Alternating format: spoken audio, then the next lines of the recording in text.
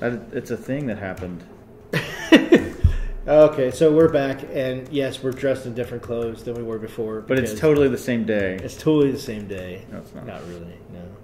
But it's such just because we liars. had problems with equipment, so sorry. But They're all Paul's fault. It is Paul's fault, really. Paul has been sacked.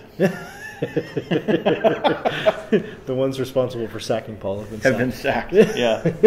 So anyway, but we just, Nick is here, Nick M. Jones. I'm not sure how Paul's going to edit all of this together, but, it should be interesting. So, yeah, exactly. He's going to freak out. He's going to totally freak out. So what's up, man? Not much, man. How are you doing? I'm doing good. Since 2 minutes ago when we shot the last part of the video, and then changed clothes and had soothing showers. And then waited for the sun to rise. Yeah. That was the hard part. That is the tough part. No, I'm doing good, man. A lot of stuff's happened since you and I last talked on film. So that's true. But CES happened, which I think is complete and total waste of time. Invasion of the Me Too gadgets. The invasion of the Me Too gadgets, exactly right. Something that Paul and I talked about. A giant room full of bad Android tablets. Exactly right. And women in bikinis holding them gently. I don't even know if there's really women in bikinis. Well, there's a lot of crap on Twitter about CES. Just reminds me maybe of perhaps of sweatiness, nerd stench, bad strippers, mouth breathing, and perhaps a lot of germs. And that sounds like every party I've ever been to. Yeah, but it's just terrifying to me. Yeah. I never ever want to go. I did read an interesting article written by one of the guys who writes for Gizmodo, and I make it a rule. Was that about the Booth Babes one? No, this wasn't the Booth Babes one. This was just written by a guy. I don't know. It kind of sounded like he'd maybe read Fight Club one too many times. Okay. It was sort of about. Well, it is a Gizmodo article. Yeah, and Gizmodo. I don't know, but anyway, all they do is every CES, they're just like, squee. Apple might go down. Yeah, I know. And then it doesn't but this go one down, was so interesting because it wasn't that. It was like, this guy was like, I'm so tired. I can't feel my feet. I've seen 8,000 shitty Android tablets with plastic screens.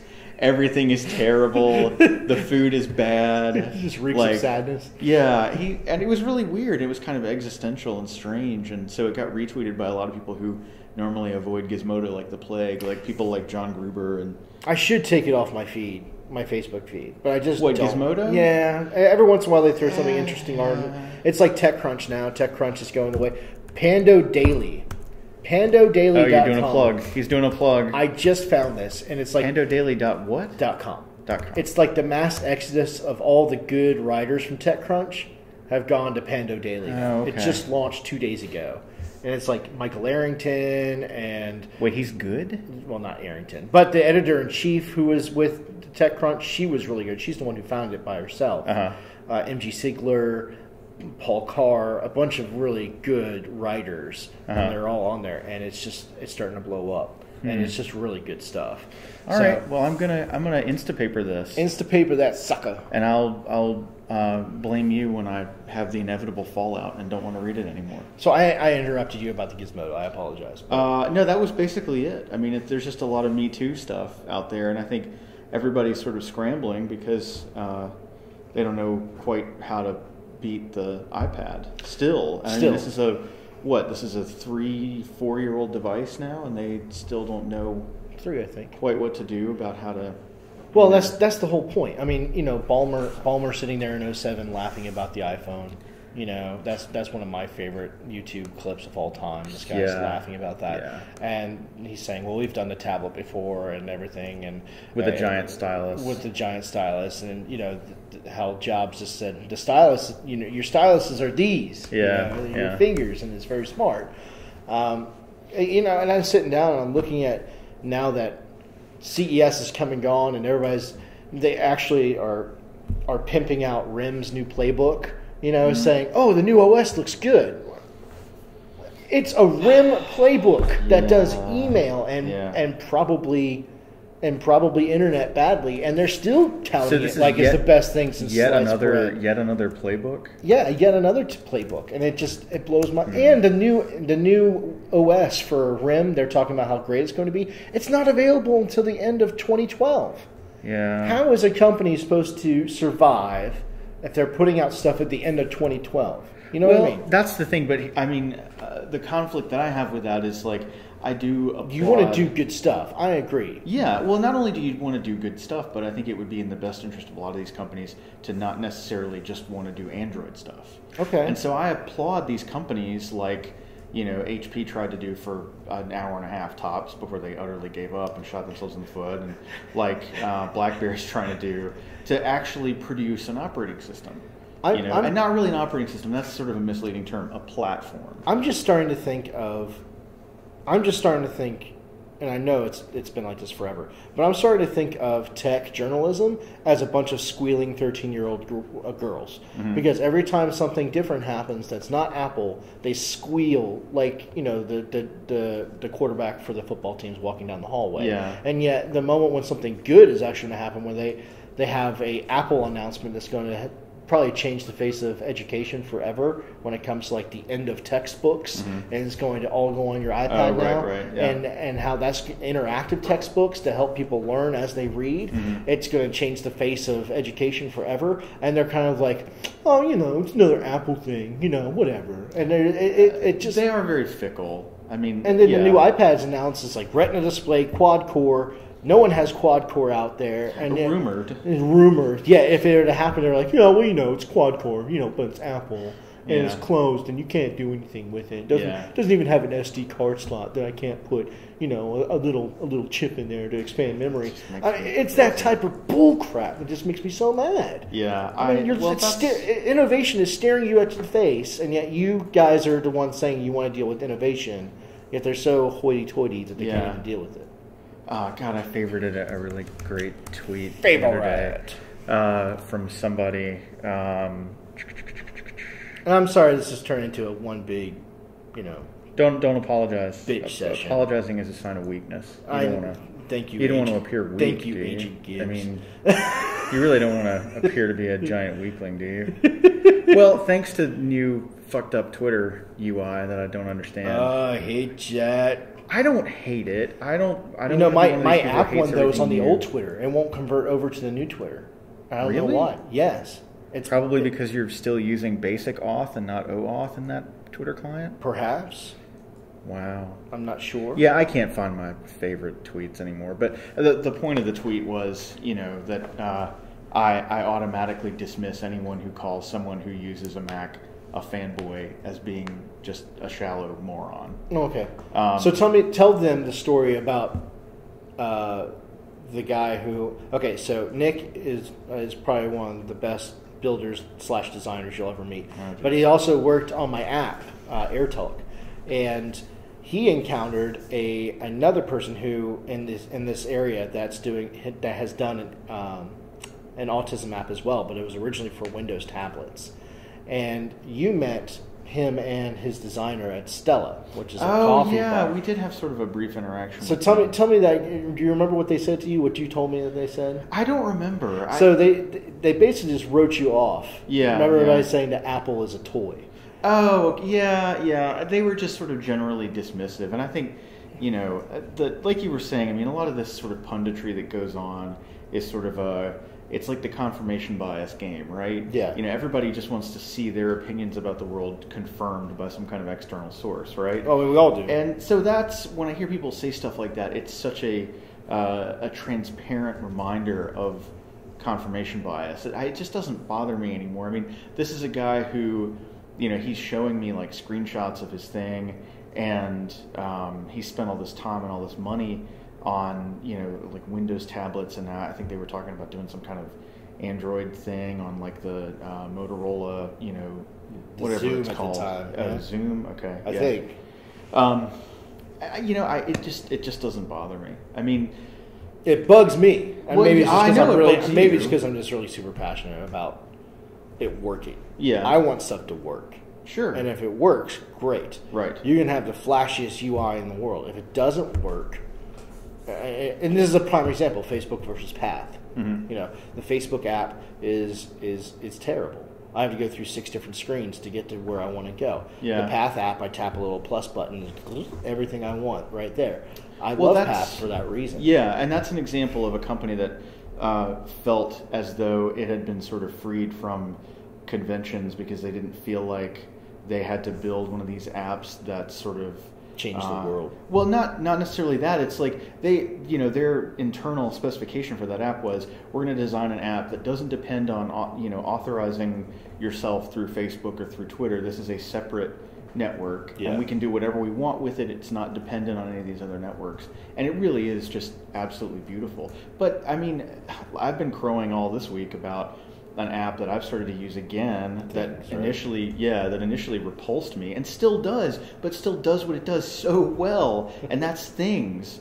Things is probably the most hideous application on the Mac right now. It's terrible. Like, it looks like a macOS System 7 app. Oh. It's like 2-color, and it's got like these stock icons, and it's terrible to look at. It like practically gives me a stroke. The part of my brain that like collects posters of like Braun stereos from the 60s wants to die when I use it. But it's perfect. It does exactly what it says on the tin, and you can't beat that with a bat. No. And so I always have to assume, I have to give these people the benefit of the doubt. Maybe, his app is ugly as homemade sin, but it does exactly what it set out to do. True. Although I doubt it. I don't think it does. Yeah. But, that's just me. Right. Coming from a competitor point of view. Yeah. I mean, we don't want to give too much to the guy. Plus, he was kind of a dick. He is. And I remember he didn't tip all that well. Oh, boo. Boo. Yeah. Boo. But, hey, Air Talk is now following Norfolk Ramen, by the way, Paul. Norfolk Ramen. Yes, at Norfolk Ramen. Yes, at Norfolk Ramen, everyone. Please. Follow that stuff. Go eat all the ramen. Eat all the ramens. God. It's just the best stuff ever. I wish that Titans had a kitchen so that you could fill our faces full of it. Bring something else. Thank you. So anyway, so you during the break while we just had our dropped a knowledge bomb on y'all. Dropped a knowledge bomb. So I have a nice little stop sofa thing on my my Twitter account, which is at Vintage Joe Hill, and all the places are blacked out now, like Google and Craigslist and things like that. And Nick does not like it. You tell me why, my friend. Here's the deal. There's like a sickness going on the interwebs, the webs, and that sickness is called awareness. And it's sort of like generally why a sickness. Why is awareness sickness? It's sort of a sickness within our culture. We love to talk about cancer awareness, like violence awareness. I was talking about autism awareness just now. I know, so and that's cool. It's like a kick in the nuts to me. No, dude, awareness is awesome. But you know what's better than awareness? Cures. Doing shit. Turning your website black isn't doing shit. It's just like, hey, remember that thing you're going to hear about 500 times today? We're talking about it too. Not everyone who uses Wikipedia does not know what Well, SOPA that's is. True, but it's like Wikipedia going black isn't really helping. So the moment they go to Google, they see that big black box. That's another big deal. Of course, now most of the time I just go up to my search bar, but I just wonder. I use Chrome. But anyway, no. But I think it does a lot of good because there's people. I was just in the Apple store and some dude was talking about it. He's like, I didn't know what it was, and then I went on Wikipedia and there was nothing there, and you're like, what the heck is this? So imagine if only a few thousand people did that, and all of a sudden they're like, hey, this is not cool. Well, I mean, that's a pretty big deal. Something's working because not everyone's reading tech blogs, and God knows that the MSNBCs and the CNNs and including the Fox News is not doing this. Ooh, is Fox News doing anything about it? I'm sure not. I'm sure their site is like extra red, white, and blue today. Red, white, and blue? I think it's just red and white. Let's just be fair to Fox News here. Are they a .org, laughably? They are not a .org, because they are definitely for-profit. Retarded. I'm sorry. See, nothing about it, but all about Obama rejecting oil pipelines. I don't mean to call them retarded. That's dismissive. I think what I meant was fuck stains. I think that's what I meant to call them, actually. Okay, enough with the Fox Because News. calling Fox retarded is dismissive of retarded people. So that's just the reason why you don't like it, is because you just think it's just not. I just think it's like, dude, just go do a thing. People what are you love supposed to do about lip it? service. What are you supposed to do about it, though? Seriously. Well, if they want to put up a blocker on all their sites that says, like go and attack your congressman in the street and beat him into submission, then I'm for that. Put him in a headlock. Come on, like defacing your own work to raise awareness about a problem that's here's tangentially related my to... slight annoyance with it was, I was reading the Twitter feeds last night, and one of my followers sends out, just says, "Are any of you blocking out your sites?" And I'm like, I'm not, because I can't afford to. I'm going to let those guys who are $1 billion valuation ones do whatever the heck they want to. Right. But in the meantime, I got to do what I got to do. Yeah. And that's, try to support my family through my site. Sure. You know what I mean? Dude, the best part of the whole thing is the letter that the MPAA wrote. That was the most laughable thing. If you could put a graphic of that up, seriously, that was... My immediate question was an Onion article. Exactly. Seriously. That was my immediate question: is when did the editors of the Onion start working for the MPAA? Yeah, I mean, a group that was founded in the 1920s to help censor movies, and they're writing policy. Seriously, we just need to read an excerpt of that. I'm going to see if I can find it real fast, and we're going to fill this void here real fast. I'm sure we'll be able to find it real fast. Oh God! All the typing of the URLs. The typing of the URLs, if you will. People love. You know what people love on podcasts? What's that? Gaps. Dead air of people looking at their laptops. It's great. It looks like like a tech conference right now. Everybody's like this. Dignition. Somebody's talking about curly braces, and we're all looking at our laptops. Dignition right now. I feel like I'm at South by, you guys. It's amazing. Okay, so here it is. It's really hilarious when I hear... Just read the second paragraph. That's the second paragraph. Yeah. It is an irresponsible response to a directive or disservice to people who rely on them for information and use their services, talking about the websites that are blocking them out. Right. It's also an abuse of power, given the freedoms these companies enjoy in the marketplace today. What? How can that be an abuse of power if they have freedom? So it's dangerous and troubling development when platforms that serve as gateways to information intentionally skew the facts to incite their users in order to further their corporate interests. That's not what they're doing. There's no corporate interest. Well, just read that last sentence again. Hold on. Just read that one last. That is dangerous and troubling development when platforms that serve as gateways to information intentionally skew the facts to incite their users in order to further their corporate interests. So which is not what they're exactly doing. Passing a law that says without provocation and only on the word of an officer from one of their companies, they can unplug a website somewhere. Exactly right. It would be not unlike that. Are you telling us to wrap it up? Is that what the... I don't know because I've only been on Conan 4 times, so I don't know what all these things mean. But anyway, okay, so we'll talk more about that later, but, thanks again for watching, guys. It's, it's been a fun thing for the second one. We're going to keep doing it, so... at Norfolk Ramen, go do it this Sunday. At Norfolk Ramen, at Air Talk, AEIR_talk, at Little Robot Head. Until next time. Thanks, guys. Yay. Yay, it's the made-up show. Yes, it's the made-up show. The show's made up. Give us some soft shoe.